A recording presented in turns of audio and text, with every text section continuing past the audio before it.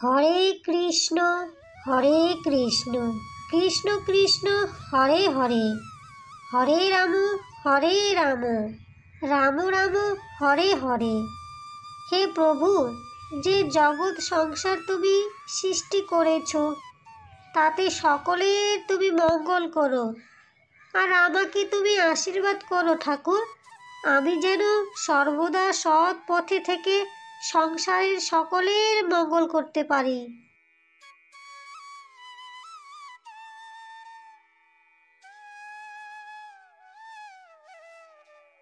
হে প্রভু, করুণা সিন্ধু, দীনবন্ধু, জগৎ পথে গণেশ গোপিকা কান্ত, রাধা কান্ত, নমস্তুতে।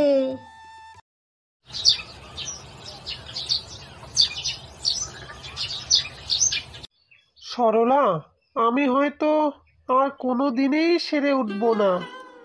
আজ আমার 3 মাস হয়ে গেল, আমার পা দুটো আজও সুস্থ হলো না।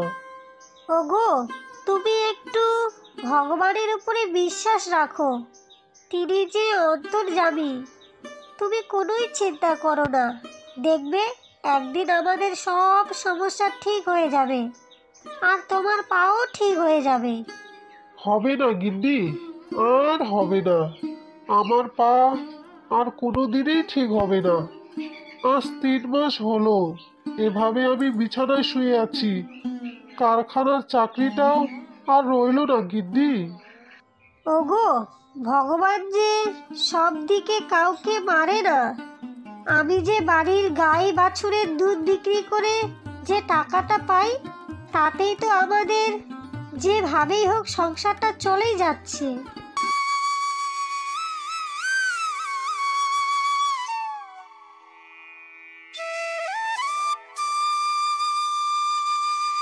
মা, তুমি আবার সেই আলু সিদ্ধ ভাত আর পেঁয়াজ দিয়ে আমাকে ভাত খেতে দিয়েছো। রোজ রোজ আলু সিদ্ধ ভাত আমার আর খেতে ভালো লাগে না মা। আমার বন্ধুরা সবাই কত ভালো ভালো খাবার খায়।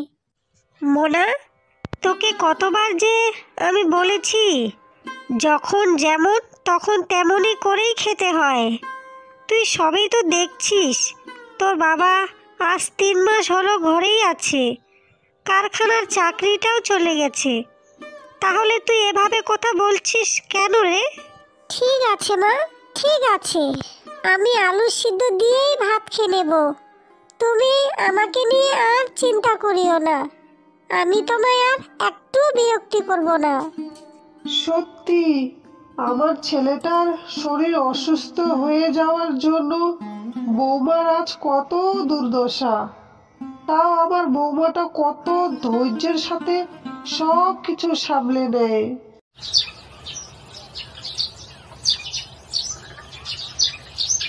না না না কুসুম, আমি তোমার কাছ থেকে কোনো টাকা ধার নিতে পারবো না। আমরা না হয় কদিন একটু আলু সিদ্ধ ভাত খেয়ে কাটিয়ে দেব, তাতে কি হয়েছে? তুমি কিছু মনে করিও না সরলা বৌদি, এই হলো তোমার এক দোষ। তুমি এখন কষ্টে আছো, আমি নিজেই টাকা ধার দিতে চাইছি, তাও তুমি নিতে চাইছো না। কুসুম, জানো আমার মা ছোটবেলায় একটা কথা বলতো, টাকা তখনই ধার নিবি যখন ওই টাকা শোধ করতে পারবি। তুই তো সবই দেখছিস বোন, আমাদের এখন অবস্থা অত্যন্ত খারাপ। কদিন টাকা শোধ করতে পারবো কিনা তাও আমি জানি না, তাই টাকা আমি ধার নিতে পারবো না রে। আমি তো তোমার নিজেরই ননদ, তাই টাকা ধার নিতে তোমার এত অসুবিধা কোথায়? তাছাড়া আমরা তো একই পাড়াতে থাকি। সে তুমি আমায় যাই বলো বোন, টাকা আমি ধার নিতে পারবো না।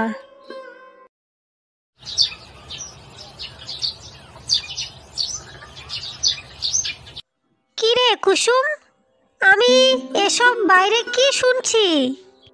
কেন বৌদি, আবার কি হলো? কি শুনেছো তুমি? আমার একটু ঘরের কাজ ছিল, তাই একটু ঘরে আসলাম। কি বলো তো কি হয়েছে?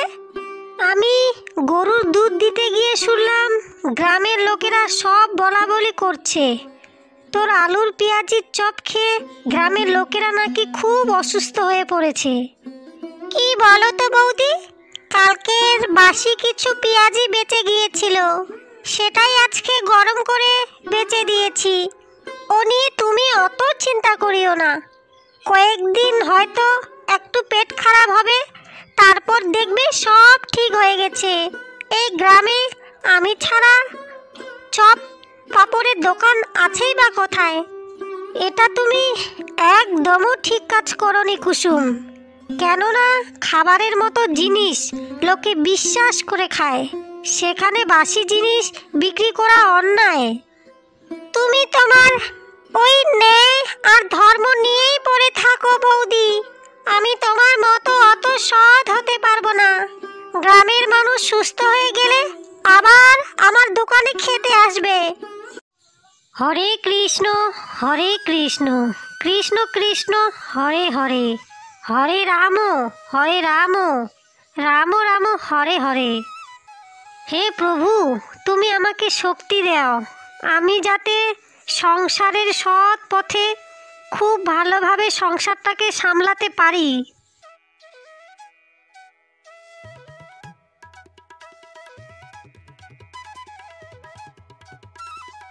মা মা, তুমি তো দেখছি সব সময় ঠাকুরকে ডাকো, কই ঠাকুর তো তোমায় কখনো দেখা দেয় না। ঠাকুর আমাদের হে দেখা দেবে অত সৌভাগ্য নিয়ে আমরা জন্মাইনি রে মা। তবে হ্যাঁ, মন দিয়ে ঠাকুরকে ডাকলে ঠাকুর সেই ডাকে নিশ্চয়ই আমাদেরকে সাড়া দেয়। আমার মনেই হয় না বাবা সেই কতদিন ধরে অসুস্থ, এখনো ভগবান সুস্থ করে দিচ্ছে না। সবাই এবার হোলিতে কত কত রঙের হোলি কিনে নিয়েছে মা, আমার একটা রঙের প্যাকেটও এখনো হয়নি। মোনা, গাই বাছুরের দুধ বিক্রি করে যেটুকু আমি টাকা পাই তা দিয়ে কোনো মতন সংসারটা চালাচ্ছি। এবছর মনে হয় তোকে আর হোলির প্যাকেট কিনে দিতে পারবো না রে মা।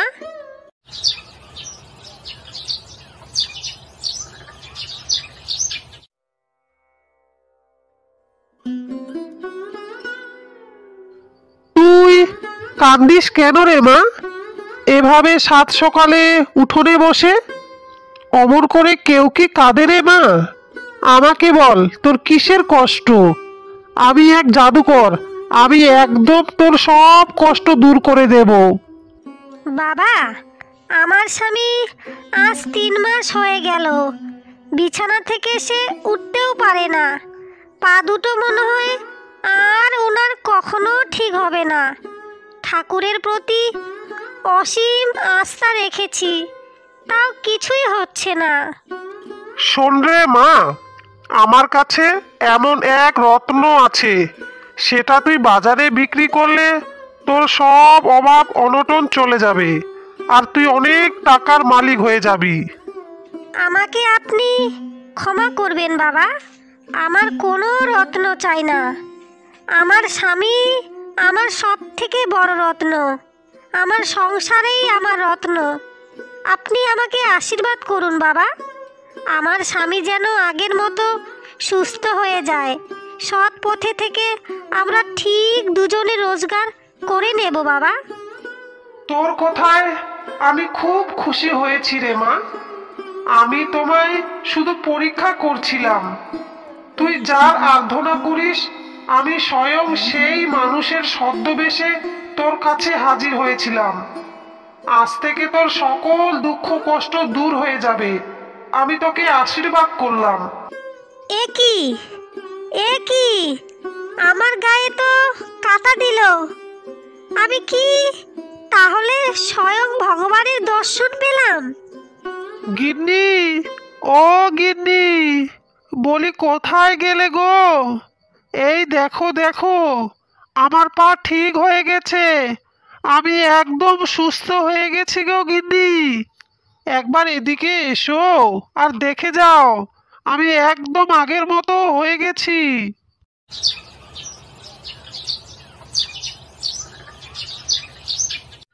সত্যি গিন্নি, আমি যে আবার আগের মতো সুস্থ হব তা আমি স্বপ্নেও ভাবিনি। সত্যি সবই ভগবানের আশীর্বাদ। আর হ্যাঁ, শোনো গিন্নি, একটা ভালো খবর আছে। যে কারখানায় আমি কাজ করতাম সেই মালিক কাল থেকে আমাকে আবার কাজে যেতে বলেছে। আর আমাকে বলেছে এবার থেকে নাকি আমার মাইনেও উনি বাড়িয়ে দেবে। সবে সবেই ভগবানের আশীর্বাদ গো। তিনি যদি আশীর্বাদ আমাদের না করতেন, আজ তুমি সুস্থ হতে না, আর তোমার চাকরিটাও ফিরে পেতে না। সবই ভগবানের কৃপা এবং আশীর্বাদ। সে তুমি ঠিকই বলেছ গিন্নি। যাই যাই, বাইরে অনেক দিন ধরে বেরোইনি, তাই আজকে একটু বাইরের পরিবেশে একটু সুন্দর হাওয়া খেয়ে আসি।